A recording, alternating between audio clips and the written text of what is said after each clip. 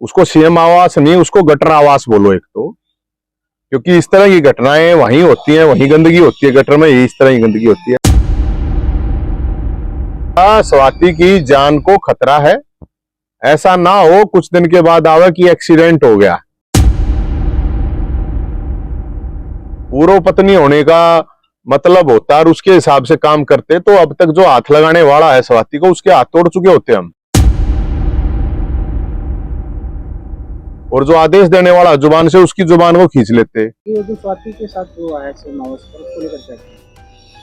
देखो, जो सीएम आवास पर स्वाति मालीवाल के साथ बदतमीजी हुई है, मारपीट हुई है, पहली बात तो ये है कि इस तरह की घटना मेरे ख्याल में देश में नहीं हुई होगी पहले। उसको सीएम आवास नहीं, उसको गटर आवास बोलो एक तो, क्योंकि इस तरह की घटनाएं वहीं होती हैं, वहीं गंदगी होती है गटर में, इस तरह की गंदगी होती है।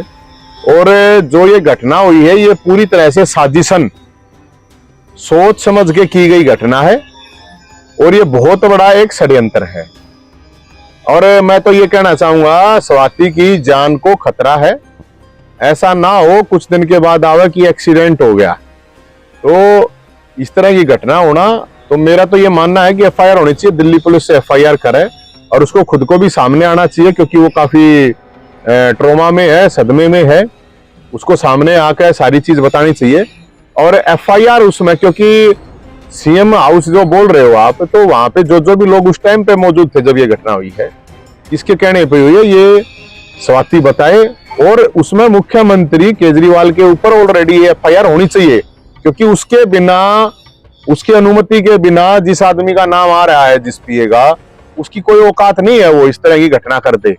तो ये घटना सोच समझ के षड्यंत्र के तहत हुई है और उसकी जान को बड़ा खतरा है।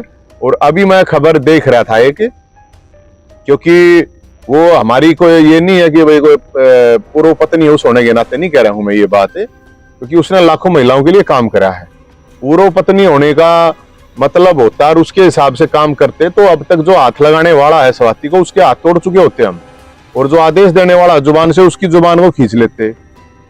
ये मामला लाखों महिलाओं का है जिसके लिए उन्होंने काम किया और ये एक विश्वास की बात है। अगर वो नहीं बोलेगी तो रोज मरना पड़ेगा। वो मान सम्मान, स्वाभिमान बड़ी चीज होती है।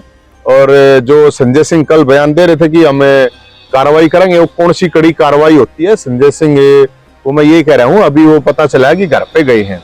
तो संजय सिंह एमपी साहब, भाई आप तो उसको अपनी छोटी बहन मानते थे, अब उसके नाम की मांडवाड़ी मत करें। अगर हिम्मत है तो वहां स्वाति के घर जाने की बजाय थाने में जा और एफआईआर करवा और स्वाति को साथ लेके जा। ये मांडवाड़ी का काम छोड़ दे, मांडवाड़ी मत करे। अगर दीन ईमान है ना, तो जो घटना हुई है वो देश के सामने बताओ। और भाई ये जो घटना हुई है छोटी मोटी नहीं, बहुत बड़ा षड्यंत्र, बहुत बड़ा स्कैंडल है। इसके ऊपर बोलना चाहिए स्वाति को। और मेरा तो अपना यही मानना है कि देश की और भी जो महिलाएं, उससे उनका भी हौसला टूटेगा। अगर एक अध्यक्ष रही हुई महिला आयोग की सांसद है अब, और वो भी नहीं बोलती, उसके साथ इतनी बड़ी घटना होगी, वो भी अगर जाकर थाने में एफआईआर नहीं लिखवाएगी, तो भाई नॉर्मल घरा की लड़की या महिलाएं वे कैसे करेंगी? तो इसलिए मेरा तो यही मानना है कि इसके ऊपर जांच होनी चाहिए। और दिल्ली सीपी को मेरी रिक्वेस्ट है कि उनकी जो जान है वो खतरे में है, चाहे गृह मंत्रालय है, कोई भी जो भी एजेंसी है, उनको अपना काम करके उसकी जान को बचाना चाहिए। कुछ भी हो सकता है, किसी भी तरह का कोई भी प्रेशर हो सकता है, क्योंकि ये तो मुझे पता है वो लड़ने वाली है, मर्दानी है, झांसी की रानी है। अब एकदम 2-3 साल में क्या हो गया मुझे ऐसा पता नहीं है कि क्यों नहीं बोल पा रही।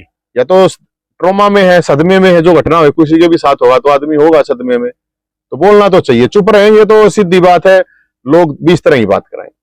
कारण क्या मानते हैं? कारण तो मन के बेरा, कारण तो उड़े बेरा पाटेगा, उससे ने बेरा पाटेगा, उस चीज का तो मुझे नहीं पता। इसीलिए तो कह रहा हूँ ना मैं, एफआईआर हो, जो भी लोग थे जांच पड़ताल हो। वो जो पी है वो तो बलि का बकरा है, वो कुछ नहीं है, वो तो बलि का बकरा, भेड़िया कोई और है।